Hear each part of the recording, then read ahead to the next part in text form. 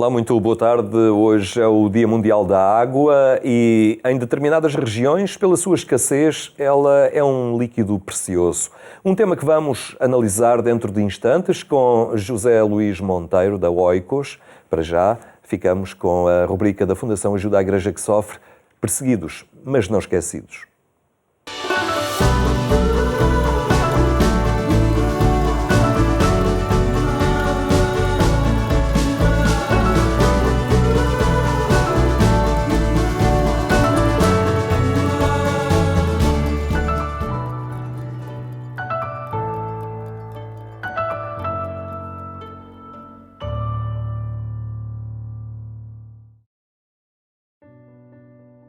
O mundo parece ignorar o que se passa na Nigéria, onde grupos armados espalham medo, destruição e morte. É assim há já muito tempo, mas quase não se fala disto. Só na diocese de Makurdi há cerca de 2 milhões de deslocados internos e muitos deles são cristãos. Todos eles estão de mãos completamente vazias. A situação é terrível. A maior parte não tem sequer uma esteira para dormir. O padre Remígios quer apoiá-los, mas está desesperado e pede a nossa ajuda.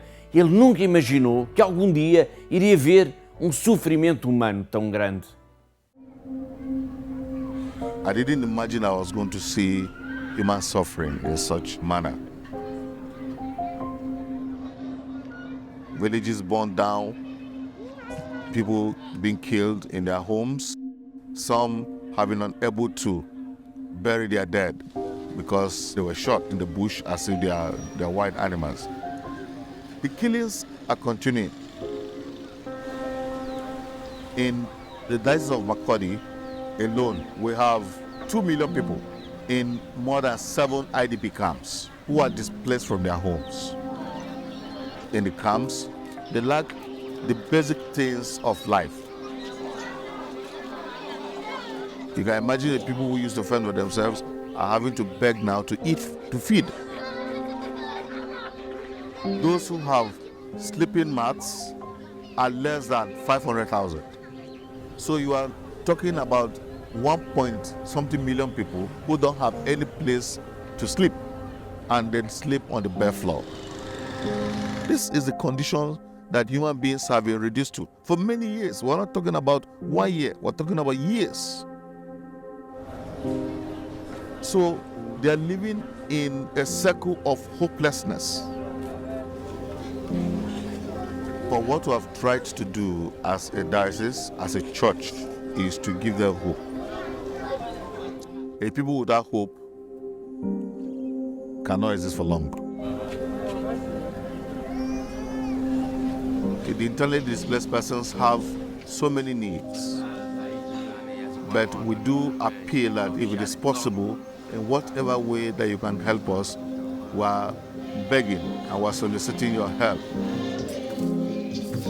I would like to thank the aid to the church in need for all that they have done for us in the Kali Diocese of Makurdi. In Nigeria, Christianity is persecuted. We look to you to continue to pray for us. Thank you very much.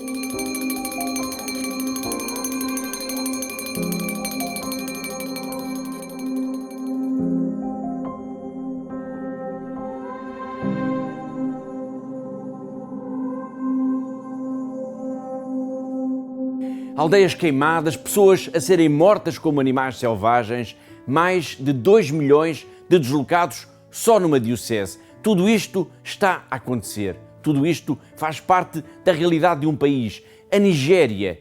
É por causa disto, por haver tantas pessoas a passar por tantas dificuldades, que a Fundação AIS lançou agora, nesta quaresma, uma campanha SOS Cristãos da Nigéria. Eles precisam de ajuda para sobreviver no dia-a-dia. Mas o que pedem mesmo é que o mundo não ignore o que se passa, que o mundo não feche os olhos a toda esta tragédia.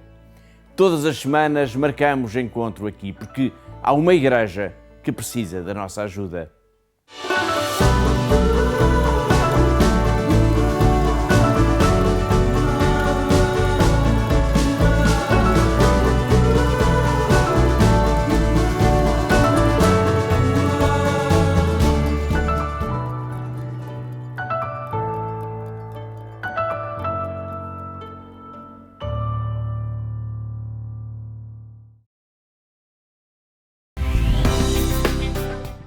O sociólogo Manuel Braga da Cruz foi distinguido com o Prémio Árvore da Vida Padre Manuel Antunes.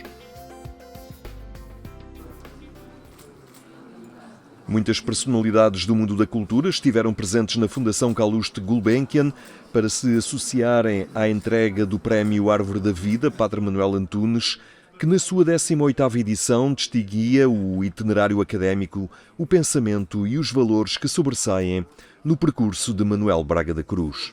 A Igreja, ao ir buscar esta relação entre o pensamento, a cultura, portanto um pensamento presente na cultura e ao mesmo tempo o humanismo cristão, realmente reconhece aquilo que é a forma pela qual a pessoa está a contribuir para uma sociedade com um conjunto de valores que se pautam precisamente pelo humanismo cristão e que tem sempre em ordem à construção de uma sociedade que se quer cada vez mais humana, portanto ligada à dignidade humana e ao bem comum de todos.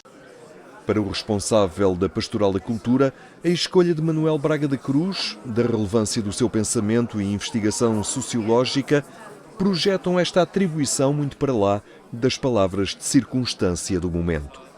Uma oportunidade de alargamento do saber, de difusão dos conhecimentos e dos valores a eles associados e, portanto, não apenas uma ocasião festiva, não apenas uma oportunidade para gentis palavras de circunstância, mas, efetivamente, creio eu, uma sessão de muita substância evocativa, sim, mas também de grande substância doutrinária e de uma aberta e fecunda presença da Igreja no mundo da cultura. Faltava na galeria daqueles que no fundo foram já premiados, precisamente uma pessoa que na área da filosofia e ligado precisamente na área da sociologia,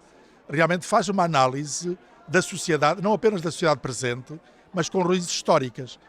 Nós vimos pelas publicações, pela maneira como ele manifestou o seu próprio pensamento ao longo do tempo, como ele vai praticamente o século XX e até já no século XIX, mas sobretudo o século XX, toda a relação entre a sociedade, o poder político e a Igreja tem que ter presente o pensamento do Dr. Manuel Braga da Cruz. O galardoado destacou a importância da fé na busca pela verdade. É na procura da verdade que ganha importância a fé para a pesquisa em ciências sociais. A fé traduz-se numa mundividência e numa axiologia que preside a qualquer investigação.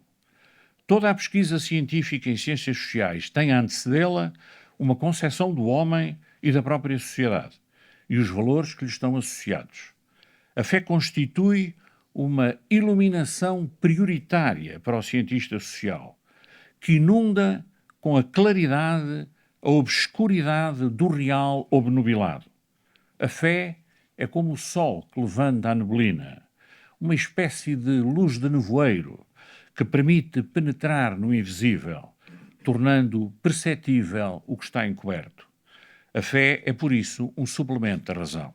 Manuel Braga da Cruz sublinhou também o papel e a importância dos católicos no desenvolvimento das ciências sociais. Foram católicos os que se empenharam na institucionalização das ciências sociais em Portugal a nível universitário, com particular relevo para Adérito Cedas Nunes e Adriano Moreira, meus queridos mestres e amigos. A primeira licenciatura de Sociologia existente em Portugal fundaram-na os jesuítas em Évora, no começo da década de 60 do século XX.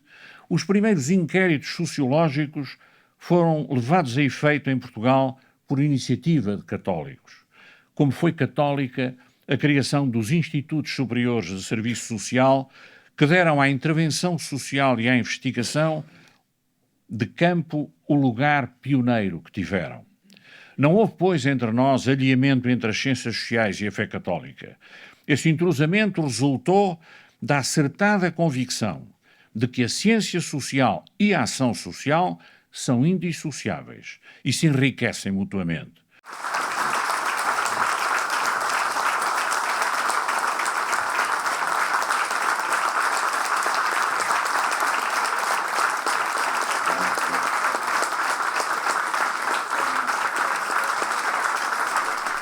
O Prémio Árvore da Vida Padre Manuel Antunes foi instituído em 2005 pelo Secretariado Nacional da Pastoral da Cultura para destacar um percurso ou obra que refletem o humanismo e a experiência cristã.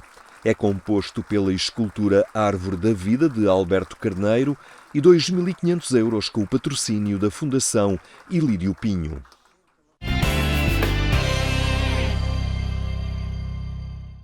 É a difícil situação que a Igreja e os cristãos enfrentam em diversas regiões do mundo, aqui trazidas pela Fundação Ajuda à Igreja que Sofre.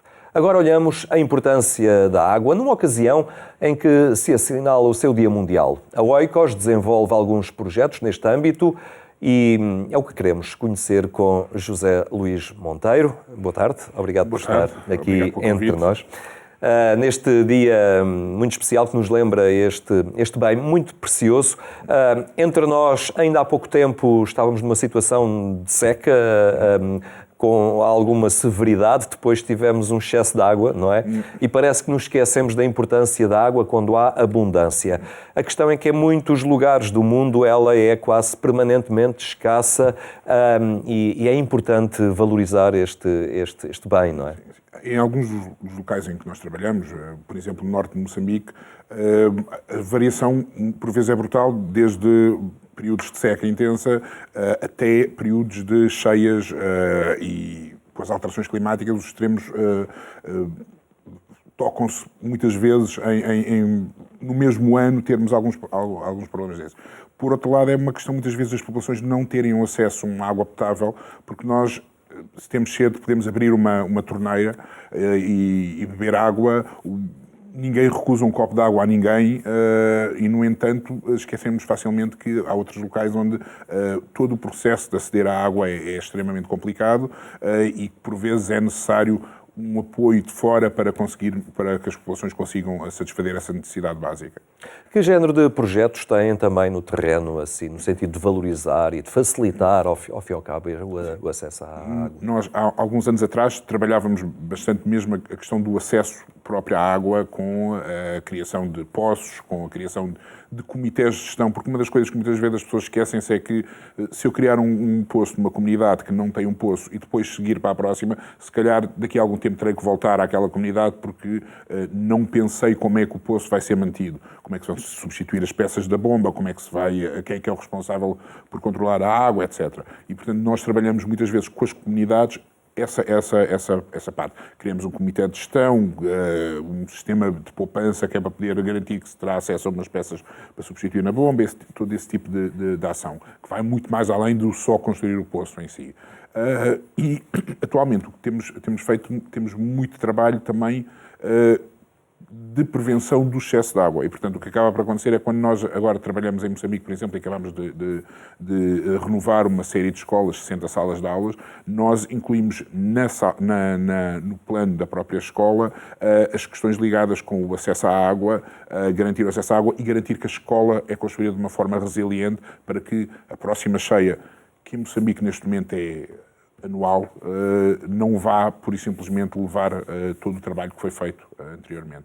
Quando falamos da água, falamos da sobrevivência das populações, do desenvolvimento local, e falar da água não é apenas a água que chega da chuva ou dos poços, há também o acesso ao mar, há também este contacto com a pesca como meio de subsistência para muitas populações costeiras, é também uma área a estar atento. Sim, e é uma área que nós cada vez mais temos trabalhado as questões do oceano. As comunidades costeiras, neste momento, globalmente, estão altamente ameaçadas por um conjunto de razões extremamente vasto, e a maior parte dessas razões não estão dentro do seu controle. E são questões como as alterações climáticas e as alterações, não só a questão do nível do mar, mas também da própria erosão costeira, mas também a sobrepesca e a poluição marinha, em que quanto mais próximo da natureza se vive, mais se vai sentir estes problemas. E então o que nós temos trabalhado muitas vezes é a capacitação das populações, a criação a gestão sustentável dos recursos com as populações, a criação de áreas marinhas protegidas, mas sempre numa ótica de cogestão, ou seja, em vez de ser uma coisa que vem de cima e que é imposta às comunidades, é trabalhar com as comunidades para que as próprias comunidades peçam aos governos para para proteger ali uma área para garantir a sua subsistência. Temos feito isto em São Tomé, temos feito isto em Moçambique e em breve também contamos começar a fazer o mesmo em alguns países da América Latina. E fazem isto há 35 anos, que estão a assinalar. A Oikos nasce em Portugal, mas estende-se e trabalha em todo o mundo. Tem sido, hoje já ajudaram muitas pessoas, muitas populações. Olhando para trás, é um caminho longo, mas em que também gratificante por perceberem que construíram muito e fizeram a diferença para muita gente. Já estamos nisto há tanto tempo que já conseguimos ver frutos do nosso trabalho de uma forma mais contínua no tempo. É sempre com muito gosto que, por exemplo, há alguns anos atrás eu estava a dar uma formação, a trabalhar com uma população no norte de Moçambique e a sala que estávamos a utilizar, de repente percebo que estava num edifício que tinha sido recuperado pela Oikos em 1991. E, portanto, são coisas destas que ficam no tempo. Ou estar aqui numa conferência, numa escola, numa universidade, e alguém de uma associação nova, criada recentemente, a dizer eu decidi enverdar por este caminho porque vocês foram à minha escola secundária há 7, 8 anos atrás. E, portanto, é muito bom perceber que o nosso trabalho tem impactos duradouros. Obviamente que é um trabalho cheio de desafios e os desafios mudam todos os dias, mas estamos cá para isso. É um trabalho muito assente, como dizia há pouco, relativamente também aos recursos hídricos, muito assente na sustentabilidade do projeto, não é? Não é fornecer um bem físico que resolve o problema momentaneamente, mas também criar condições para que esse problema deixe de existir no futuro. Trabalham muito nesta dimensão da sustentabilidade. A nossa intervenção é desde situações de emergência humanitária até depois toda a continuidade do desenvolvimento sustentável. E nós, muitas vezes, a própria emergência é utilizada para iniciar um primeiro trabalho num contexto novo, num país novo, em que suprimos necessidades, mas desde a nossa intervenção de emergência é sempre olhando para o futuro e olhando para a independência das próprias comunidades. Obviamente que isto gera uma continuidade de trabalho, porque as necessidades são tão grandes nestes países que muitas vezes, quando suprimos uma necessidade, trabalhamos com a comunidade para resolver um problema, mas há outros problemas que depois vão se tornando urgentes e, portanto, continuamos a trabalhar com as comunidades. Mas a ideia é sempre que nós um dia saímos do terreno e a obra fica feita e a comunidade fica capacitada. E trabalhar na capacitação das populações, nomeadamente populações de zonas mais vulneráveis. Isto acontece também em regiões do mundo com alguma fragilidade política ou desalinhada dos valores dos direitos humanos e não é fácil trabalhar nestes locais. Sei que a Oikos tem apelado, nomeadamente, a haver uma sensibilidade também pelos direitos humanos, nomeadamente em áreas da América Latina onde estão. Sim. Neste momento, uma boa parte da nossa intervenção na América Latina está orientada para a defesa dos direitos humanos. Ou melhor, toda a nossa intervenção no mundo acaba a ser orientada para a defesa dos direitos humanos. O direito à alimentação, o direito à educação, tudo isso são direitos que estão consagrados. Agora, há ameaças, muitas vezes há alguns direitos que não são os mais básicos, são ameaçados por a situação política das regiões onde estamos. Na América Latina, neste momento, vivemos momentos de grande pressão em que a sociedade civil, não é vista por alguns governos como sendo uma parceira para o desenvolvimento, mas mais como um obstáculo ao poder. E obviamente que nós, nessas alturas, temos que tentar intervir e tentar chamar a atenção para a situação. É uma pressão que é sentida até pelos vossos voluntários no terreno? É sentida por toda a gente que trabalha connosco, em alguns locais, às vezes por pressões que são políticas, outras vezes em situações de alto risco. Nós temos projetos no norte de Moçambique em que, durante os ataques que aconteceram em Cabo Delgado e que vão acontecendo, houve uma altura em que tivemos alguns dos nossos técnicos que estavam fugidos no meio do mato durante 3 ou 4 dias porque estavam numa zona em que era uma zona de elevado risco e tiveram que se refugiar. E, portanto, é sempre esse desafio acrescido. uma das vantagens que nós temos no nosso modelo de trabalho é como privilegiamos trabalhar com técnicos locais e com populações locais, é mais fácil depois também em situação de emergência poderem chegar a situações de segurança em relação a um técnico que vem de fora, um expatriado. Sei que nesta matéria também tem tido contactos com o Ministério dos Negócios Estrangeiros, também tem apelado no sentido de uma advocacy também a nível de países, não é? De Portugal, junto a esses países, para maior respeito dos direitos humanos. Sim, Portugal tem um papel importante a desempenhar a nível global, porque Portugal é um pequeno oásis apesar de tudo, de estabilidade e de paz. E, portanto, é importante que Portugal tente passar essa boa experiência e as vantagens disso para outros países. E, portanto, por vezes é necessário que seja feito a um nível que não é o nível das ONGs, que seja um nível mais de chefes de Estado e de governos, e, portanto, que apelamos sempre ao Ministério dos Negócios Estrangeiros ou outras instituições para que possam intervir sempre que possível. Muito bem. José Luís Monteiro, muito obrigado por esta partilha. Parabéns pelos 35 anos da Oikos, e nós também continuaremos atentos ao trabalho desenvolvido por esta organização não governamental. Obrigado, nós. Ficamos por aqui. Recordo ainda que, mais logo, poucos minutos após a meia-noite, pode acompanhar na Antena 1 a edição rádio do programa Eclésia. Tenha uma boa tarde e até amanhã, se Deus quiser.